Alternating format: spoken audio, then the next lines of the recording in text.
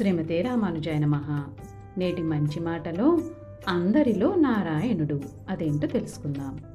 తప్పులెన్నువారు తమ తప్పులెరుగరు అంటాడు వేమన. మన సమాజంలో కొందరు ఇతరుల్లోని లోపాలను అదే పనిగా వేలెత్తి చూపిస్తూ విమర్శిస్తూ ఉంటారు. గురువింద తన మచ్చ ఎరగనట్లు తమలోని లోపాలను గుర్తించకుండా ఎదుటివారిలో తప్పులు వెతుకుతూ వారిని విమర్శించడం వల్ల మిగతా నష్టాలను అలా ఉంచితే ముఖ్యంగా అనుబంధాలు దెబ్బతింటాయి. నిజానికి భగవంతుడి దృష్టిలో అందరూ సమానులే.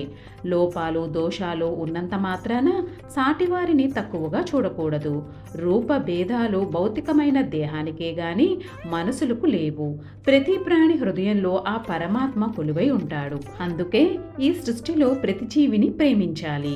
ప్రతి ప్రాణిలోనూ ఆ పరమాత్మను దర్శించే స్థాయికి చేరుకోవాలి. మనిషి సంఘజీవి. ఈ సమాజంలో ఒకరి సహకారం లేకుండా మరొకరు బ్రతకలేరు. ఎంత గొప్పవారైనా మరొకరిపై ఆధారపడకుండా జీవించలేరు. అందుకే వృత్తి వల్లనో రూపాన్ని బట్టో బలహీనతల కారణంగానో ఎవరిని చిన్న చూపు చూడకూడదు. ఈ సమాజానికి అందరూ అవసరమే. పరాక్రమవంతుడైన రాముడికి వానరసేన సాయం చేసి విజయానికి తోడ్పడింది. అల్ప వస్తువులు అల్ప జీవులు అంటూ ఈ సృష్టిలో ఏమీ లేవు. తండ్రి శాపం వల్ల 8 వంకరలున్న ఆకారంతో పుట్టాడు అష్టావక్రుడు. తన అసమాన పాండిత్యంతో ఆస్థాన పండితుడైన వందిని ఓడించి తండ్రిని చెర నుంచి విడిపించాడు. అలాగే వామనుడు బలిచక్రవర్తిని పాతాళానికి అణిచివేశాడు.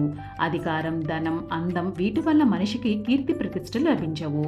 మంచి నడవడి సాయపడే గుణం పాండిత్యం వివేకం వల్ల మాత్రమే మనిషి కీర్తికాయుడవుతాడు. తీయని పండ్లునిచ్చే చెట్ల మధ్య వేప చెట్టు నిరాదరణకు గురైనప్పటికీ అవసరమైనప్పుడు అదే దివ్యమైన ఔషధంగా పనిచేస్తుంది. అందులైన మగవారైన కటిక పేదలైన మనోబలంతో ఎన్నో విజయాలు సాధించవచ్చని నిరూపించిన మహాత్ములెందరో ఉన్నారు. ఎదుటివారిలో మనకు నచ్చని గుణాలున్నాయని వారిని విమర్శించే ముందు అటువంటి గుణాలు మనలో ఉన్నాయేమోనని ఆత్మవిమర్శ చేసుకోవాలి. ఆ స్వభావమే మనసును ప్రక్షాళన చేస్తుంది, వ్యక్తిత్వాన్ని ఉన్నతంగా తీర్చిదిద్దుతుంది. సాటి మనిషిని నారాయణుడిగా భావించాలన్నాడు వివేకానందుడు.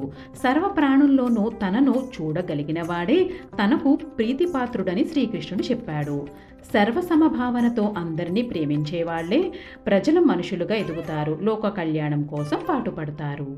సర్వం శ్రీకృష్ణార్పణమస్తు.